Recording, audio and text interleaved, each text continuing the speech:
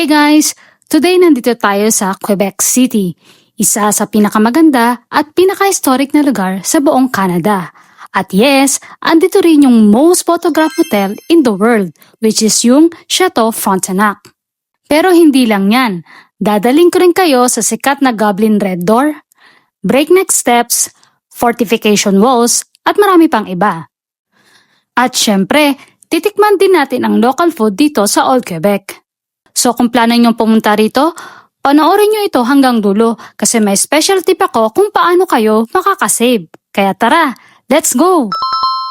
Eto na guys, nasa harap na tayo ng Chateau Frontenac, ang pinaka-photograph hotel in the world. Para siyang castle sa fairy tale. Ito daw ay built in 1893. Ginawa talaga siya to promote luxury train travel noon. Outside hotel, makikita natin ang Dufferin Terrace. Dito ang perfect spot for walk. Makikita mo ang breathtaking view ng St. Lawrence River. Ngayon naman, punta tayo sa Rue du Petit Champlain. Isa ito sa oldest commercial street in North America. Cobblestone streets, cute little shops at mga cafe. Lahat ng kanto, Instagrammable. Perfect for strolling and shopping souvenirs. Okay, K-drama fans, ito na ang highlight. Nasa Rue du Petit Champlain din ang famous Red Door.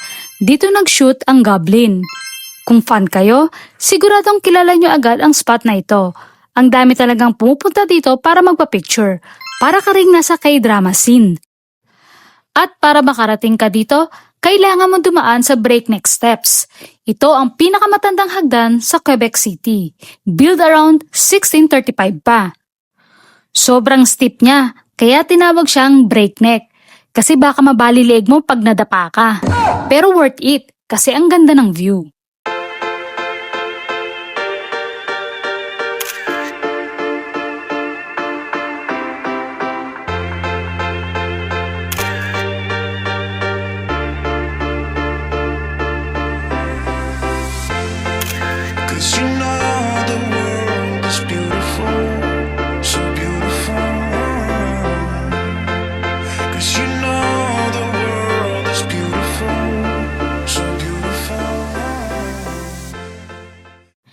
Unique din ang Quebec City kasi ito lang ang North American city na may preserved fortification walls.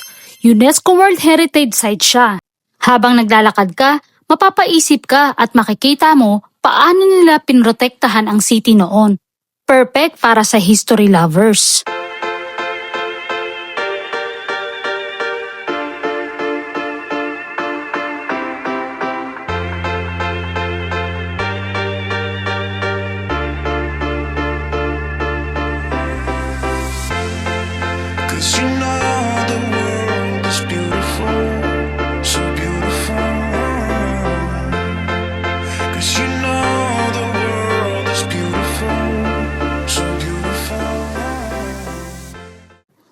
Ang next stop, ang Notre Dame de Victoire o ang tinatawag nilang Our Lady of Victories. Isa ito sa pinaka-oldest stone churches sa North America, built in 1688 pa. Nakatayo siya sa Place Royal kung saan unang dumating ang French settlers. Sobrang ganda ng vibes dito, centuries old history talaga siya. At syempre kailangan din natin kumain. Nag-lunch kami dito sa L'Oncle Antoine. Fun fact nga pala, it's located in 18th century vaulted house, kaya super unique ng ambience. Dati isa siyang old warehouse, pero ngayon naging isa sa pinaka-famous pubs sa Old Quebec. Ang specialty nila, locally brewed beers at hearty dishes na perfect after walking around all day. Sobrang sarap ng food and ang cozy ng lugar.